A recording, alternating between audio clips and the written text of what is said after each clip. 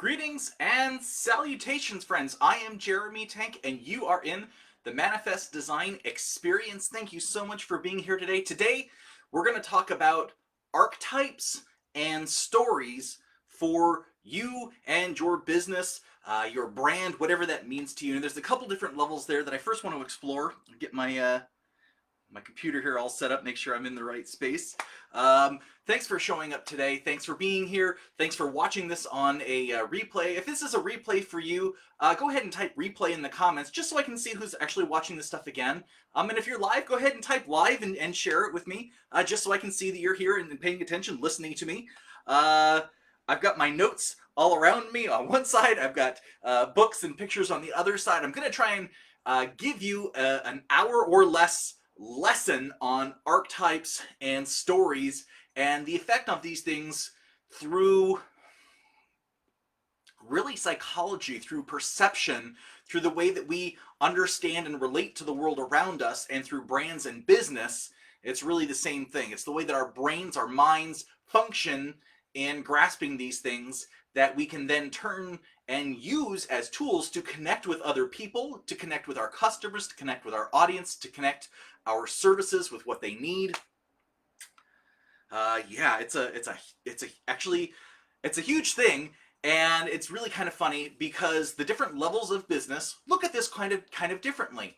For a long time, I worked in the corporate world, and in the corporate world, the corporation is really one type of archetype, and they choose that archetype very carefully in terms of structure, in terms of communication internally and externally, in ways that help that corporation grow. And every goal, every product that company puts out actually has its own like little story, little archetypes, little motivators really behind it. It's things that those teams of people can get behind and say, yes, we're working towards this larger goal, and our goal is to get up this part of the mountain, right? That's really what the motivation part of it is all about.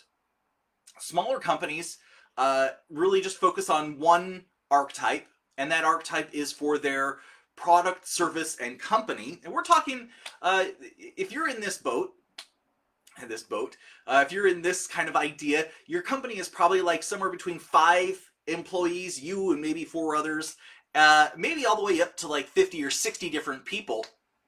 Really what you're doing is you're utilizing your entire team of people to put out one product, one service, and sell it, right? And support it and do everything. So really, if you've got multiple products underneath you, then you want to go that larger corporation kind of route and think about the bigger picture and the smaller archetypes.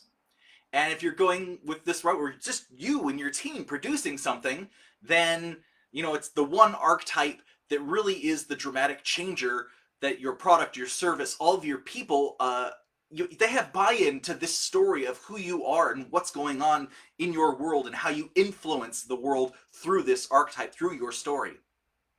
Now, if you're on the smaller side of that, if you're a coach, if you're a consultant, if you are a solopreneur, if you're somebody that really just has a few people on your team, or you're working with VAs and remote teams, massage therapist, acupuncturist, you're all kind of in this boat. Anything that's really a service-based business, your archetype is more than likely you, whatever your archetype is. So the business, your brand, everything that you're building revolves around who you are, because you are the face of the business. And therefore, all of your customers see you, all of your clients see you, all of your marketing showcases you, and your personality is what comes through all of the type, through all of the images chosen, through all of the graphics that are out there. It's your personality. Now, does that mean that you can't scale?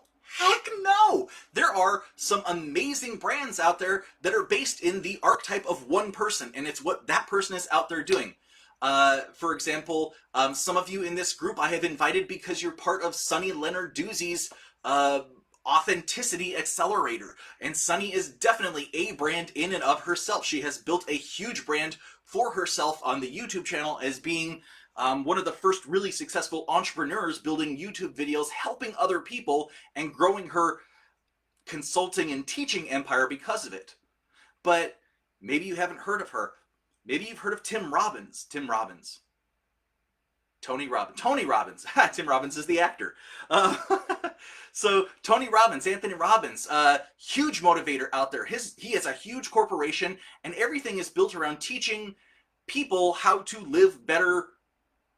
Period. Just how to live better, right? How to work better, how to live better, how to be better. And he's always talking to successful people and asking, what is it that you do that makes you successful? And then he's teaching that to other people. But his entire brand is based around one thing, and that's him, his archetype. And his archetype really, I see him as the sage, really.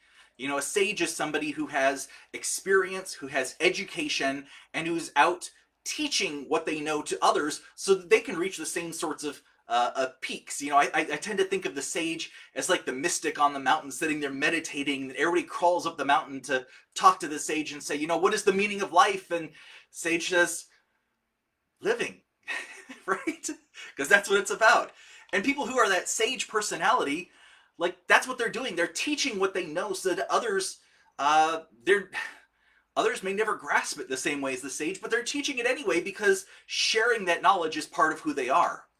I would say that Oprah is part of that same sort of archetype. She's out there teaching people, and actually you'll find that a lot of the brands that are archetypally just themselves and out there, these single person sort of brands, at least in this sort of range, are very sagely. They want to teach what they know. They want to share what they know. They want to help others through their knowledge attain the same sort of peaks of excellence and ability. On the opposite side of that, you could have a lot of popular musicians, artists, almost all of them that are divas, right? How's that? Are very much their own archetype. Madonna is certainly her own archetype, and that would be the maverick. She finds what's going on, and then she twists that to her own way of seeing the world and sharing that through her art. And there's a lot of others. Ariana Grande, I sort of think of as like the lover. That would be Mariah Carey too, right? So you can absolutely build a successful empire based on you and your archetype. But when you start to get other people, you have to induct them into what that archetype is, what the story is that you are telling through your business, through that archetype, in order to grow. That's a lot of information. I love it. When some people they contact me on private message and they say, you talk so fast and I just wish you could slow down slightly and can you slow down and make another video? And I say, no. I'm starting to share some of this content on YouTube through my YouTube channel. So if you miss any of this, if you want it played back slower, if you want to actually catch some of what I'm saying, my brain thinks very quickly. I speak very quickly. We don't have a lot of time and we have a lot to cover. So you can make a comment and I can send you back these videos. I can send you the links to the videos if you miss any of this stuff, or I can send you the links to the YouTube. It's up to you guys. So jumping right into this, archetypes. Archetypes are... archetypes are. That's kind of a tough question. Archetypes are not a physical thing. Archetypes are an idea. And archetypes came about with really Carl Jung, or Jung if you pronounce it that way, because Jung started looking at cultures, looking at the way that we perceived each other. Jung studied Freud and they kind of were contemporaries, and Jung saw a lot of, well, first of all, you need to really realize that our minds, the way that we perceive reality, we look for patterns. We look for things that duplicate and replicate and sort of really create a pattern in life. That's what our brains are really good at. We are pattern matching machines. And the way that that pattern helps us is that when we notice the contrast from that pattern, the thing that is different from that pattern, the thing that stands out, we can immediately hone in on that with our senses, with our focus, and that becomes something we need to determine quickly. Is that safe? Is it unsafe? Do we need to run? Is this a fight or flight moment? So all of our pattern matching capabilities in our brain is really to help us identify the safe points around us, because they match everything else, versus the unsafe points, which stand out, that high contrast. And Jung kind of said, look, there's these archetypal figures in literature, in art, in stories, like forever going back in history.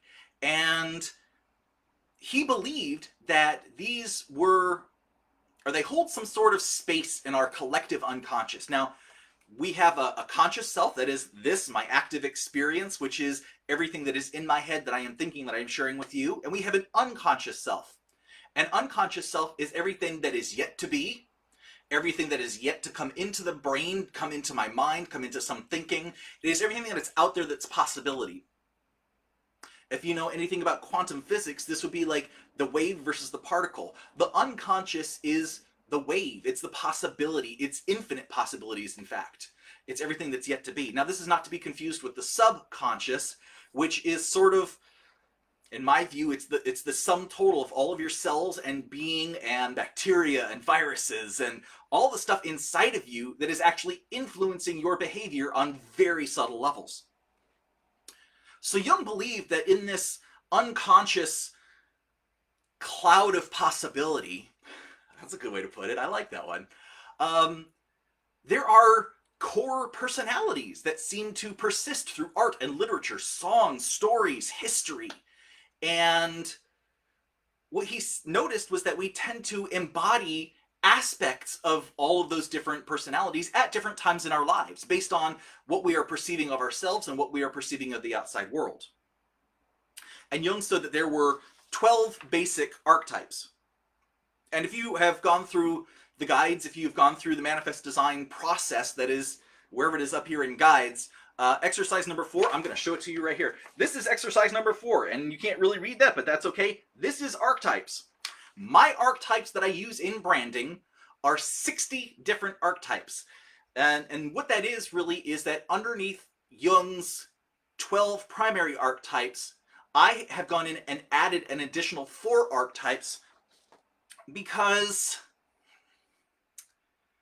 the general ones aren't enough. They aren't specific enough. They don't give enough variability for different situations. And so we like to learn from the main archetypes, and I like to use the smaller sub-archetypes to really direct conversations one-on-one with people that would resonate more with it, right? When we're having a conversation with somebody, we are sharing something of ourselves to them, and we are trying to excite something in them that wants them to keep continuing this conversation. An archetype of a maverick might push someone away because it would be too jarring. But the archetype of, say, the advocate or the gambler, that's gambler and maverick, sort of like, that's the same family right there. You can tell there's an intrinsic something that goes together with that. And the maverick might say, you know, I hear what you're saying and you're all wrong. And the gambler might say, I hear what you're saying. Do you want to take a chance? That's a subtle difference there.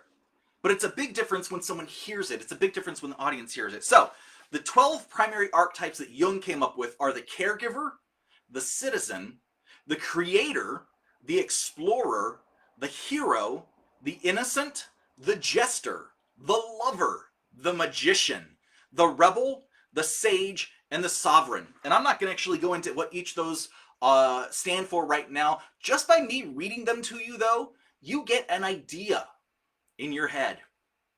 And that idea is the powerful part. That's the super part. That's the part that Jung went, wow, there is something here. There's something really magnificent here in this collective unconscious, where you can tell someone, you know, I'm a lover. And in their head, they have an idea of what that means. They have an idea whether they want to stay away from it based on their own personal experience. They have an idea whether they are drawn to it, whether the lover is somebody they actually are ready for, willing to engage with in their life, right? You can tell someone, I'm a rebel.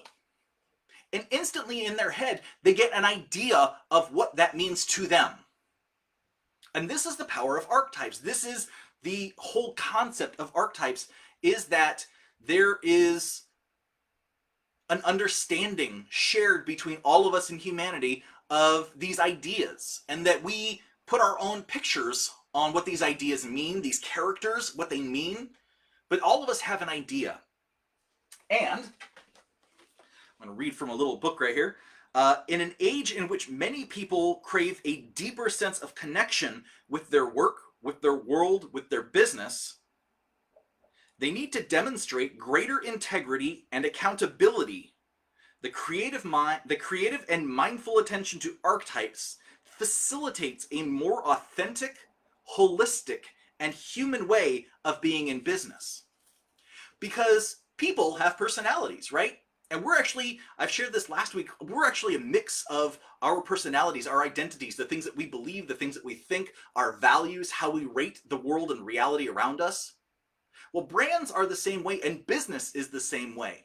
And when we look at corporations, they have a personality of their own. Certainly, AT&T has a personality, Facebook has a personality, Google has a personality, Apple has a personality. And that personality is not based in the CEOs of any of those. It's not based in the products really around those. It's the whole company itself. And we know that people, you and me, want to have emotional, meaningful connections. With each other, certainly. But also with the things that we own. We have connections with our pets. We name them. We have connections with computers. Sometimes we name them. We have connections with books, with poetry, with songs, with art. This is what makes us intrinsically human. All of these different aspects that pull up inside of us, these personality pieces. And this really is part of the crux of behavioral branding, is that we understand that as a species, we are seeking this connection. And when we give easy access to the connection, when we give the right communication to our audience, that they see that we are authentic, we understand what we're saying, that we are expert and professional in what we're doing, and we can help them, then things actually start to take the next step. And that's really what that sentence is all about, is look, we're all looking for this connection. Archetypes is one really super powerful way of creating this connection. Now I want to read you a quote from Albert Einstein, because this is not something I would normally think Einstein would say. We all think of him as the brilliant physicist and scientist, but he said, "The intuitive mind is a sacred gift, and the rational mind is a faithful servant. We have created a society that honors the servant and has forgotten the gift."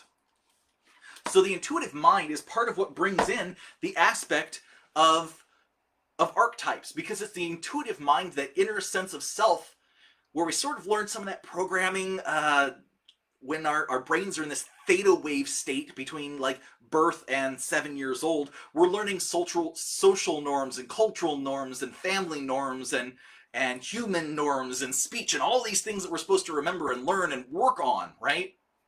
I've got a chart for this. So what happens, there we go. See, drew a whole chart. What happens at conception? First off, I'm going to say we have 3 different zones of memory. This is not a factual thing. This is a metaphorical thing, okay? I want you to imagine that as you develop, ooh, is that a good place to start, Jeremy? Let's try that again. I want you to imagine that when a sperm and an egg come together, this is the sex talk. Ooh. When a sperm and an egg come together, they have an inherent form of programming, right? What happens is they join, the cells join, suddenly the shell on the egg hardens so no other sperm can enter the egg, and the cells join. Like the DNA combines, and then suddenly it splits, and it splits again, and it splits again, and it starts to grow. What causes that? Well, I want you to imagine that there's an inherent program running that knows what to do. And that program is something, right? It's something that tells the cell, this is what you're going to do. So that's what we have here. This is the first type of memory, is when your cells know what to do automatically, and they are doing it. They are doing it right now while you are watching this video, right? They are duplicating, they are turning senolytic, they are killing themselves if they are inefficient, if they are not working properly. And then shortly after conception, there comes another point, and that's memory 2. And memory 2, if you can imagine this, is sort of when your system turns on. That's when the brain actually starts developing as an embryo, and the system turns on, and it's like turning over the engine, right? It's when things start going. And then memory 3, just before birth, memory 3 kicks in. And memory 3 is really like when the senses, the full senses kick in. And we know from, actually I know deeply from some of the hypnotherapy that I've been helping people with, that people can remember sounds and feelings, especially from time back in the womb. And that's memory 3, is all the sensory input that you as a person, as a being, actually start to embrace. Now, where do archetypes come from? Right? Why is the personality identity archetype thing, why is that so universal in our general unconscious? Well, what happens, and I don't hold the timeline to this, but here's what generally happens. Let me raise this. Humans learn and grow through experiences of trauma. For those of you who have been in very exceptionally traumatic experiences, I apologize for stating that so bluntly. But the fact is that everything in life is difficult to us at first. Everything in life that is novel has the reaction in the sympathetic parasympathetic nervous system of this fight or flight response. Breaks, adrenaline, challenge, discomfort. Everything in life starts with this. You don't build muscles unless you work out and you tear some muscle fibers, and then the body can build it back. We learn from certainly a lot of pandemic response that our immune systems are more efficient when we prime it and get it running with something, and then it can fight other things that are around. So it's actually a function of our body that it grows stronger when it is challenged. And everything we have learned in life was difficult at first. Walking, eating, speaking, everything was difficult at first until we learned. And then eventually that learning became easy for us and repetitive and automatic, right? Well, what happens a lot of the time is the easy stuff gets right through these other memory sectors, and it goes up to the memory 3, the sensory, what we're perceiving in life, how we're dealing with things. And in our, I don't have a chart for this other one, in our active experience, which is right now, it's all the stuff in your head right now, all the stuff you're listening to, all the connections that are going on, the neurons firing that are going, what is this guy actually talking about? Is he talking about my life, my trauma, my history? What is that like? And then you're having memories going through your head right now, right? What were the traumas in your life like? Ah, see, there goes the memory. What happens in some of these traumas is that our active experience, who we are in the right now, sort of gets put on the side. And our automatic programming, usually from memory 2, sometimes even from memory 1, like really deep cellular knowledge, comes in and it takes control of who we are in order to get through that tough situation. And we recognize this in times of either intense stress and anxiety or times of very long, drawn-out stress and anxiety, which we're experiencing right now, right? And what happens is that pieces of the sympathetic nervous system act as brakes and gas levers for our fight or flight response. And as soon as a little bit of gas is given to fight or flight, the brakes are taken off and it disconnects from a logic center in our prefrontal cortex. Now, when things calm down again, or we manage to get a hold of ourselves, we can stop and we can think through what's happened and reflect on it. But oftentimes, the decisions we made in that moment are distinct from us. And what we find is that during these points of trauma where we go up and above, where our homeostatic range actually is limited, we create a piece of ourselves, a fragment of thinking, a fragment of being, a fragment of acting that comes in and sort of takes over to make sure what needs to get done gets done. Plain and simple. And after everything is over, that piece is sort of put on the side burner until it's needed again. It's sort of an aspect inside our minds, inside of who we are, that is, it's not us, but it's put on the side in case that ever happens again. And then the we who we normally are come back in and we're like, wow, that was tough, that was hard. Okay, I'm glad to be moving forward, thank goodness. Right? As we grow up, these pieces become fairly numerous. And this is part of our triggers. This is part of shadow work. This is part of the idea that as we're working on ourselves, we have to reflect on the motivations behind some of our actions. And these are the driving sectors of some of our actions. These are also the driving sectors of archetypes, because these are the parts of our personality that the high stress actually causes to take over. These are those personalities. These are the parts of us that are still us, but are enabled based on the stories that we tell ourselves to come in and act on our behalf. If you get in for example, if you get in a fight,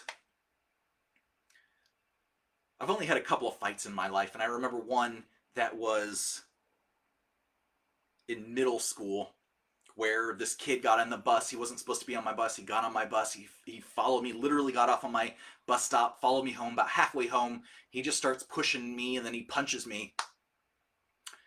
And all of my life, I've been told fighting is wrong, and that, if somebody hits you, fights you, whatever, don't throw a punch back. And I remember very distinctly in that moment saying, I can't throw a punch back. That's not who I am. It's not who I choose to be. This is middle school. That's not who I choose to be. It's not who I want to be. But I remember thinking, I need to get him down on the ground so that I can walk away. And I recall an aspect of me that wasn't super with it, and that's not who I am, but I grabbed him by the shirt and I swung him in a circle a couple times, and I let him go, and he tumbled backward and hit his back on a light post, and he kind of just like tripped and landed on the ground and looked up at me in shock, and I just turned and walked away. Now, I know that that's not who I am on a general basis. I still don't really believe in fighting for any real good reasons. There are certainly good reasons to fight. I just don't find them on a daily basis. And archetypally, when I look at that personality, that part of me that popped up, I can view that a couple different ways. I can view that as the hero, which is honestly me telling myself the story that I needed space to walk away to be a bigger man, and that the actions that I took gave me that space, as well as the couple of people who had gathered around, gave us all the space to end that circumstance and walk away cleanly. The part of me that registers with the archetype of the warrior says, oh, hell no, it wasn't about walking down. I swung him into that post. He hit it. He went down. It means I won. It means I stood up against somebody who was an aggressive barrier to me moving forward, and I overcame it. And because of that, I walked away.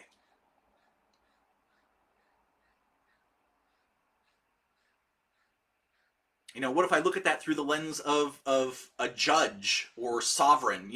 This is not how you act. This is how, this is the behavior we expect. This is what you value. This is the behavior that we expect. You did not behave properly. So it really depends on the story that we're telling about that particular archetype. And that's really how archetypes and stories tie one into the other. Is first you have to choose the type of character, which is really universal within all of us. But for your brand, just like I can't be every archetype to you all at once, you can't be every archetype to everybody else, because what happens then is you are, I guess, a note I wrote for myself, genius. Archetypes are parts of us that dealt with traumas to influence future actions. So within us, the archetypes that we have are really built around our experiences, our stories, our lives, and they are all existent within us. And that's the same way, the reason I talk about identity as being this collective of identities. But in order to share that identity with the world, we have to choose one, really. We have to choose one that we present to the world, because people have short attention spans. I don't know how else to say that. People, in advertising, we were taught that we have to focus on radio me. Me.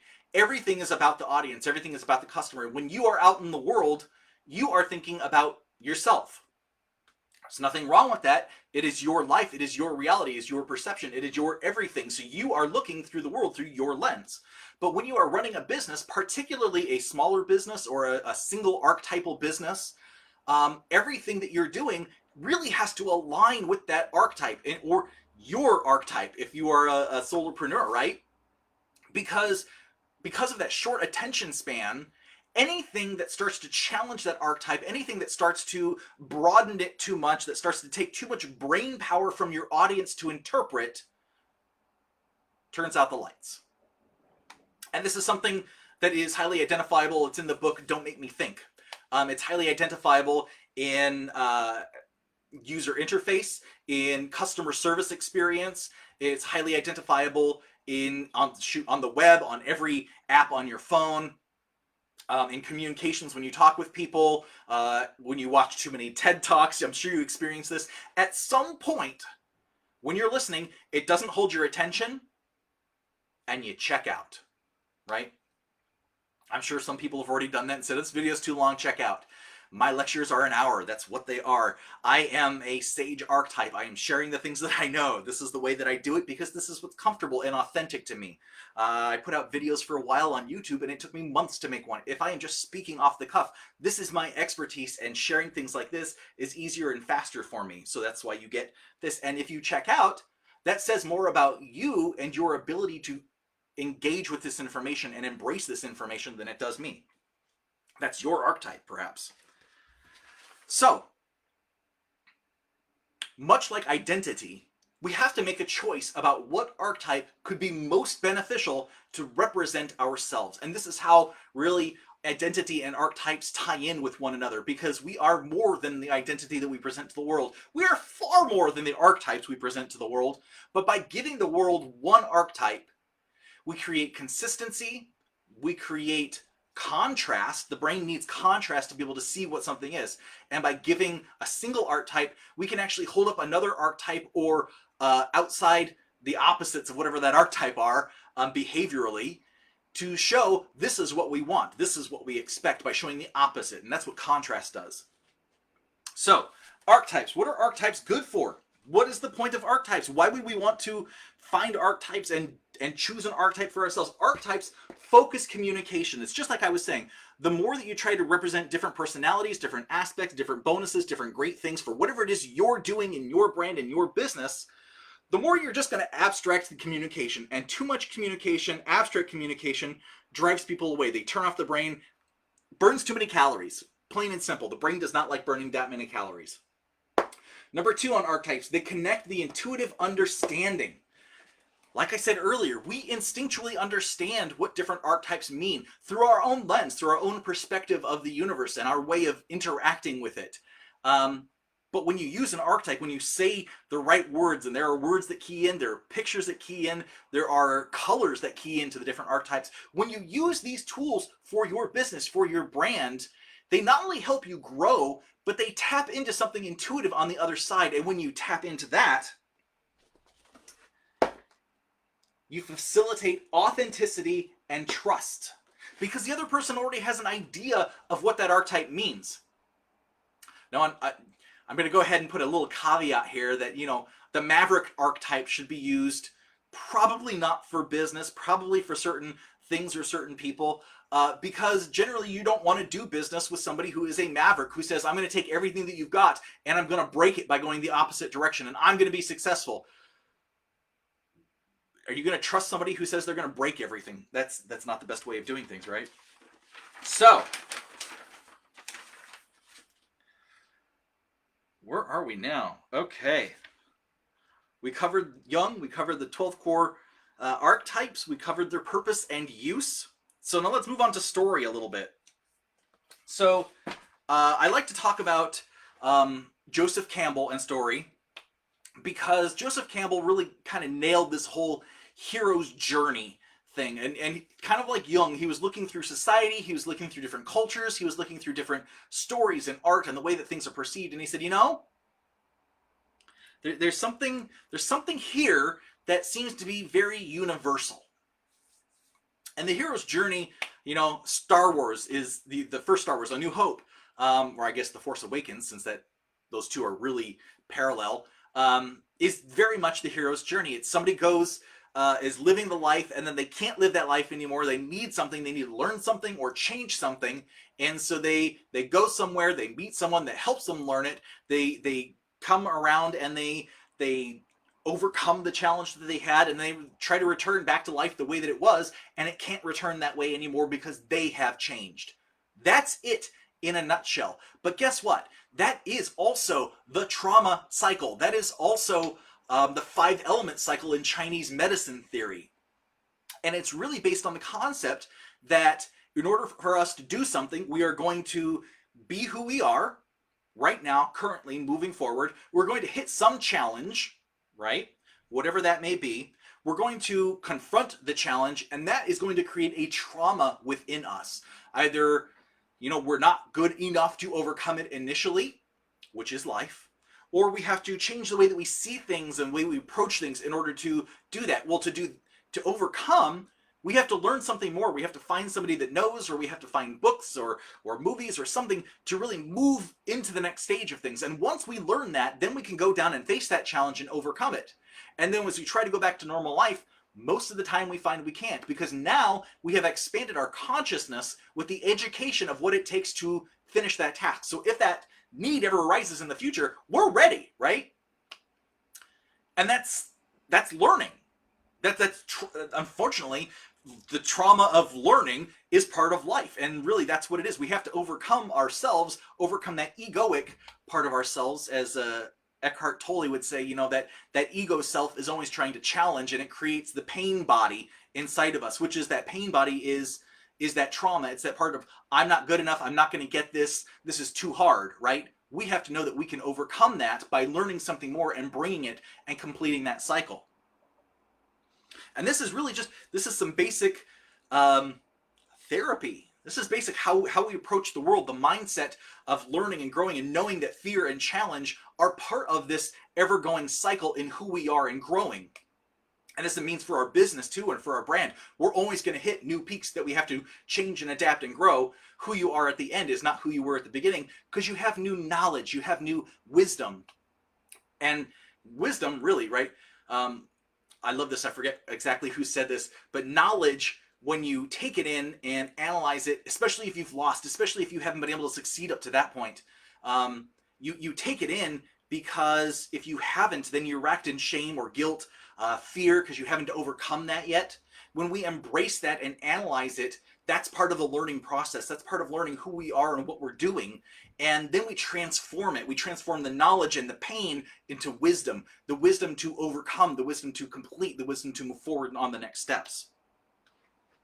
And that's very much, my wife is a doctor in Chinese medicine, and that's very much the Chinese medicine cycle. As you ramp up to a trauma, you ramp up to a challenge, and either you overcome it or you fail. But after that, you have to sit with it and say, what did I learn? What can I take away from this? How do I improve in the future? And then from there, you can actually go into turning stone into diamond or stone into gem, like the rock, the stone, 5-element, the stone element, moving out of autumn, I guess, into spring. It's sort of fascinating the way that a lot of this stuff all ties in together. And story is the mechanism that shares this stuff. It's the mechanism that's always shared this stuff from caveman times, guys. And part of the reason is that there is hypnosis in storytelling. And I say that, and you go, oh, hypnosis, As a trained certified hypnotherapist, let me tell you, it's not about anything that someone else says. It's about what your brain does and how you perceive the world. Because when someone starts telling you a story, if it's a good story, you're kind of gonna kick back and relax and start picturing it in your head. And maybe you're sitting under a tree and you're just imagining the story, and you're looking at the clouds, and this tree is behind you, and it's just the wind blowing all around you, and you're just imagining the story and hearing it in your life. And maybe it's a story of maybe it's the story of the scorpion and the frog. Have you heard this one? I'm sure you have. This is a great story. See, the scorpion wants to cross the river, and the frog is like, I'm already headed that way. And the scorpion's like, can I ride on your back? And the frog says, no, because you're going to sting me. And I don't want you to sting me, because then I'm going to die. And the scorpion says, man, I'm not going to sting you, because if I sting you, we're both going to die. I'm going to drown. So the frog says, okay, I'll give it a shot. Scorpion climbs on the frog's back, starts swimming. About halfway across the river, the scorpion stings the frog. And the frog goes, why did you do that? You told me now we're both going to die. And the scorpion goes, it's in my nature. And they both drown. It's a horrible story, right?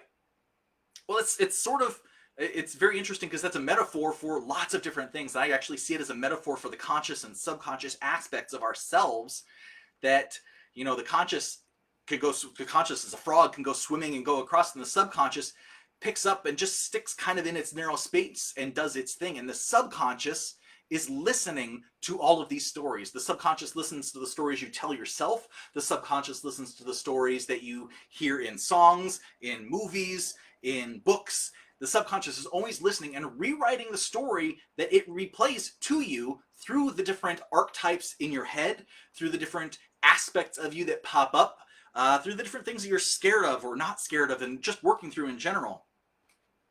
And it's super powerful.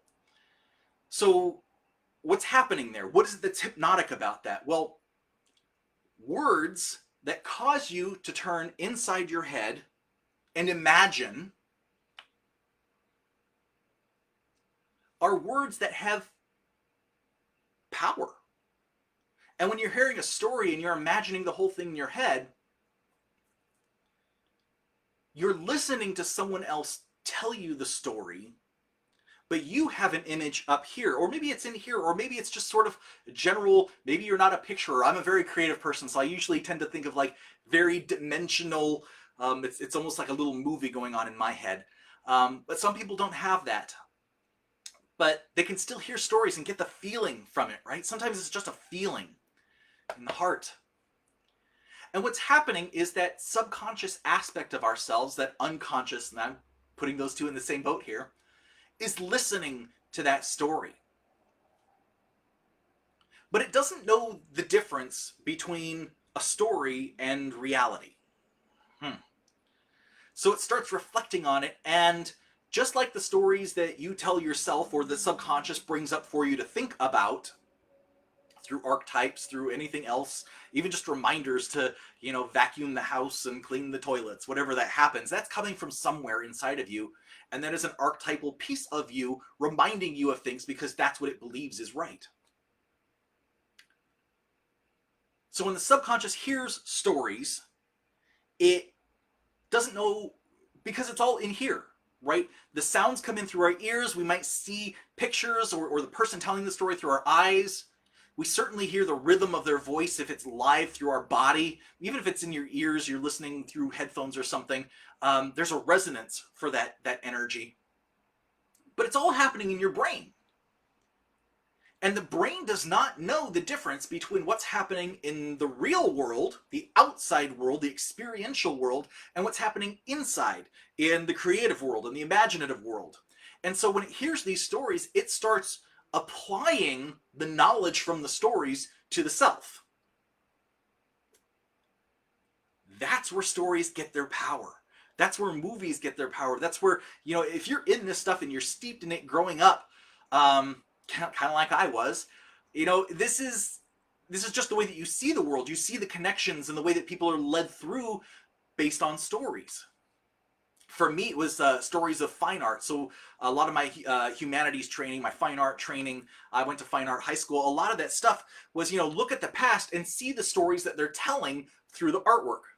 Look at the ancient Roman mosaics, all these tiles, and it may be somebody's face, but it's telling a story. It's telling a story through his clothing. It's telling a story through his face. It's telling a story through the background. Who this person was, how they existed, what their life was like. This is the story that we examine. Everything that we do, including book covers, is a story that we are conveying either to intrigue someone or to help them see themselves through the story. And that's where archetypes come in. So there are 7 types of primary stories that I'm going to share with you. And, this is more than just the hero's journey, but the hero's journey is a huge portion of each one of these because, let me backtrack one moment. when we're using stories to talk about our business to other people, when we're using stories to share challenges, to share community, because that's what happens when we start to share our stories. We find other people who are like us, who think like us, who want to be like us, who communicate like us, and that's how you build community. Is you start to share values and beliefs, and then you start to come together.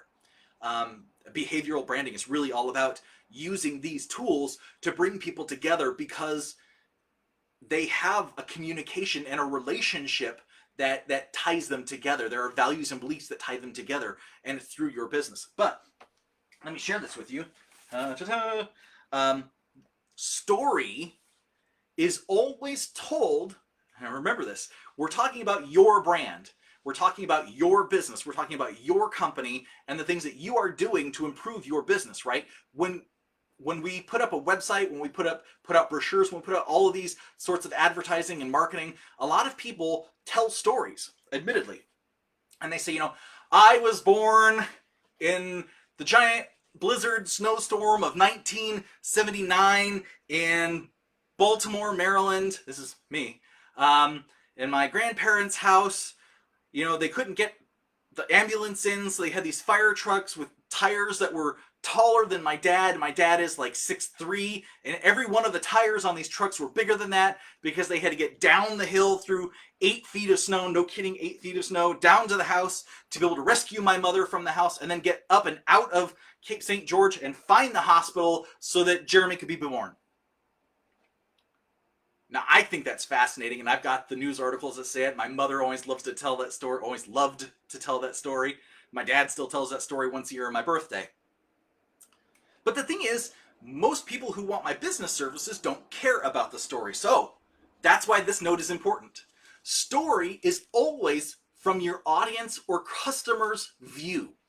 You need to get into their point of view in order to tell the story you want to tell. How would they relate through it? What would their actions be? What would their choices be? And this is where archetypes help, because we start to understand standard universal behaviors, responses, and actions based on the archetypes.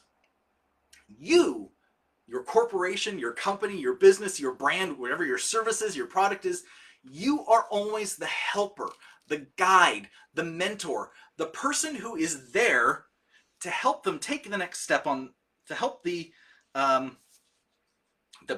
customer take the next step on the journey, do what they need to do. Like I said before, you always have to learn something in this sort of hero's journey. There's always something to learn, something to reflect on, something to do. And if you don't have that person, if that person isn't there, or they give you bad advice, then you're going to end up with one of the stories I'm about to say. So, the 7 types of story are overcome monster. This is what I'm going to call the hero's journey, because overcome monster could be overcome Darth Vader, overcome a dragon, overcome an evil corporation takeover, overcome anything. This is the hero's journey, the standard hero's journey. The next one is the quest. So that might be like the Odyssey. If you're Odysseus, right? You're trying to find your way home. You have a goal to get home again, and things are blocking you from that. There are always challenges, and you have to get from one place to another to finish your quest. There's a lot of quest built into a lot of monster stories, and they don't put them apart, but they are distinct. They can be told separately. The next one, the voyage and return. Heck, we could almost call The Hobbit a voyage and return. Although there is a monster, the initial crux of it is not killing the monster. The initial crux of that entire story of The Hobbit is not Bilbo Baggins going out and killing Smaug. It is really, he is brought into a group of people to go someplace and then come back. He is hired as the burglar. So, and literally within the story that Tolkien wrote, Bilbo Baggins writes a book called There and Back Again. That is his story. So the next one down is the comedy. And the comedy is pretty much the story where somebody wants to accomplish something, everything goes wrong, and then somehow at the end things go right. And the tragedy is where everything goes wrong, and then somehow at the end everything really goes wrong. And both of these can have that mentor, the guide, teaching the protagonist, whoever that is, your customer, your audience, teaching them what to do next, and then it depends on whether they do it or whether they don't do it. What choices do they make? The one after that is Rebirth. Rebirth is a fantastic story, and it's one that might be considered Russell Brunson's story if you know anything about ClickFunnels. His story, he calls it the Epiphany Bridge, is the rebirth story. It's literally, I needed to do this. I started here, and then I got to here, and I realized I had to do a whole bunch of stuff, and then the new me that shows up on the other side is completely different because now I have superpowers. Now I can accomplish something. Now everything is going awesome. And the last one is Rags to Riches. Rags to Riches, man, there's so many different stories like that in the world. Beverly Hillbillies, right? They spend a lot of time on the riches, but it's really a rags to riches story because it's the difference of internally, how do you feel if externally you are represented by something completely different. And all of these still fall under the same sort of framework of the hero's journey because in each of those instances, the customer, whoever that is, goes through the experience and has to make a decision one way or the other. And it's just sort of how things wrap around the story that it comes back into the final of what they learn and how they accomplish what they're trying to accomplish. Okay. So what have we learned today? We've learned a lot. We've talked about archetypes. I told you about Jung's archetypes, his 12 core archetypes, and I gave you what those were. I explained to you a little about why I use 60 archetypes, which are 5 for every one of one of the 12 of Jung's, to give some variety and some small differences for the personalities when I'm working with branding. I told you about the purpose and use of archetypes and how really the universality, I'll go with it, of archetypes is really based around the idea that it's like identity. It's like all of these voices floating around in our heads as we start to focus on what we want to convey. One voice tends to come out and wants to share who we are and how we see the world in a very specific way, and that becomes an archetype. And we can use that because it actually helps build trust in our audience because they can see intrinsic value. They feel inside something that's common because they have a similar sort of vision, identity within themselves that helps them align with you, your brand, your anything.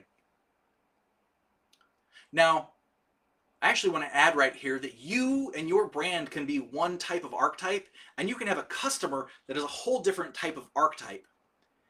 And the way that you bridge that is that you want to bring out, first of all, you need to recognize what their archetype is, because that matters to you. That matters how you talk to them, how you approach them, how you connect with them.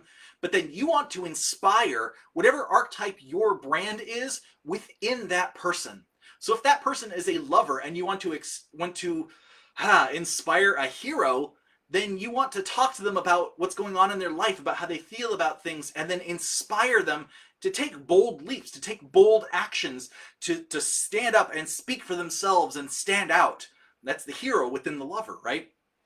And in this way, we sort of, regardless of who the audience is, we're looking to inspire that aspect that we are within them. And when we tell stories, this is the mechanism that because the brain can't actually differentiate between reality and the story, this is the mechanism that inside tells them, oh, I can actually start to see and feel the compassion and empathy because the way that he talks to me about this archetypal, what's another good archetype?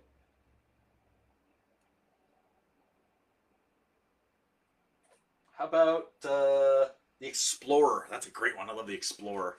That's like REI and Jeep, right? Patagonia. They're explorers. They're hardened, but they want to get out there and see the world. Okay. So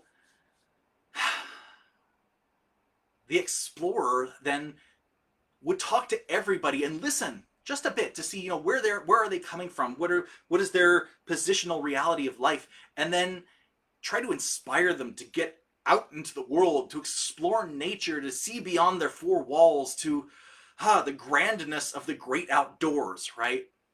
So that's really archetypes. And they would find a story, one of those 7 stories. Maybe the quest is perfect. Maybe the voyage and return is perfect for the explorer archetype.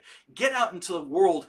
Take a journey out, experience different cultures, experience different lives, put on different clothes, put on a different persona, be the person that's out there and pushing the boundaries of your own experience, pushing the boundaries of your personality, and then come back to this world and tell us what you saw. That's a great explorer, right? That's the voyage and return story.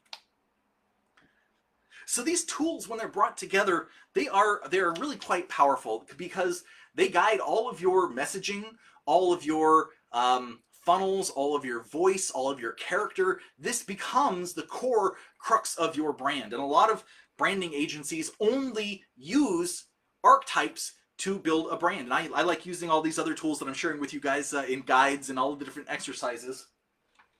And speaking of, if you want to, look, my whole purpose being on here is that I want you to choose me as your brand guy. When you want this process for yourself, when you want to sit down and discuss archetypes and your messaging and your stories and who you are and where you're going with your brand and your business, like, I want you to choose me. I have a lot of different tools. You are literally using everything in my repertoire. They're in guides. All the exercises tell you what to do and where to share it and how to share it. And I will give feedback on any of that. But you know what?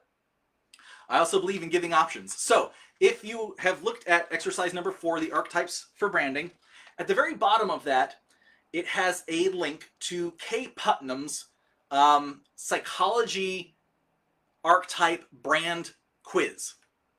And what that will do is, it's just a fun, she has the best, most fun quiz to discover your personal brand archetype. And if you, again, are on that small business end, I would say just yourself all the way up to like 15, 20, 25 people, your brand is probably your business brand. So take Kay's quiz and find out what that is and start utilizing that to improve your business, to build it, to get it to the next level. It is a super powerful tool right there. And she is actually one of the best with her psychology-driven brand marketing that's all about archetypes. Again, it's just one tool for me. I love this stuff. It's just one tool, but I like her too. She's got it up here. I love it. So let's see.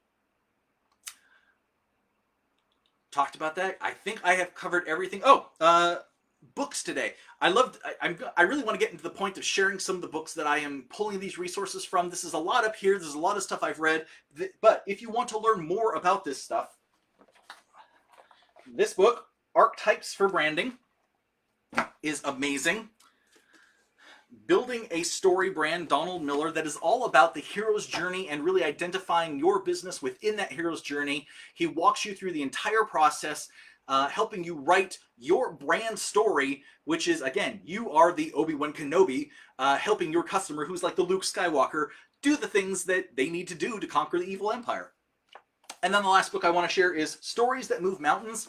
This is really where all of those other 7 stories come in. These guys break down the process in an amazing way that helps basically you choose the right story to move your brand forward. So, if this is something you like, if you really want this for yourself, for your business, for your brand, and you're thinking, I need to see the big picture here, and you've looked through the guides and you've actually seen some of the case studies I've posted and what I do and how I do it, then go to thinktankcreative.net and go ahead and just sign up for an application call or an alignment call, as I call it, to see if we're right to work together. If you are working on any of this stuff and you need a new website, a new logo, and you want to work with me one-on-one, it is the guides process. It is the same process. We kind of actually narrow it down to the core exercises to make sure that we can move you forward and get moving on all the stuff that you need faster without wasting time. And the last bit of business here is that I'm trying to find between 3 and 5 people who would be interested in working through this entire process in a group, and working with each other and giving suggestions and building on each other's expertise and outside perspective of the brand. So basically you would describe what you do in your brand and what you're trying to do in your future, and all of us that would then work on your brand with you. This would probably be a 10 or 12 week course. I'd say 12 weeks is 3 months, probably that. It's the reason it's a small group. If you're interested in that, write a comment, say group, and I'll reach out to you, just because I want to keep it really small, really focused. This can get blown out really big quickly, and I love working in groups, and I know that outside perspectives build stronger brands, because the more eyeballs you have on this, the more that we can hone the story. The brain's focus works in two ways. It's either very broad or it's very narrow. When we are acting from a singular input, a singular point of view that is our point of view, it is very narrow, at which point it is difficult to set up a brand, an archetype, an identity, authenticity, feelings, attributes, behaviors, beliefs, values. It's hard to get out and see what we're living, see what we're doing, because the focus is so narrow. My job, and the job of any groups or anything like that, when we work together, the idea is taking your focus from narrow to broad. We are literally washing out all of your fears, washing out all of the anxiety, washing out all of the difficulty, the trauma that you've experienced trying to build your brand in the past. And we're going to start to fill it in with something that is consistent, concise, easy, and actionable, so that you can move forward and create marketing, create advertising, create funnels, create web pages, create everything necessary to make your business a success, because that is my goal here. If you have questions, private message me, direct message me, whatever you want to call it. Leave a comment down below. Share, like, invite other people to this group. The more people that we have here doing the exercises, posting things about the exercises, the more that we can get perspectives on everything, and the more that we can help each other. And that's my primary purpose here. Is I am the sage archetype, here helping you clarify, sharing what I know for you so you can improve, because secondarily I am the wizard archetype, the magician. That's what this Jung's magician. I am the magician. I help people imagine things and make them real. So I am here for you. Thank you so much for this, being here this whole time, and I hope you have a wonderful day. Thanks. Goodbye.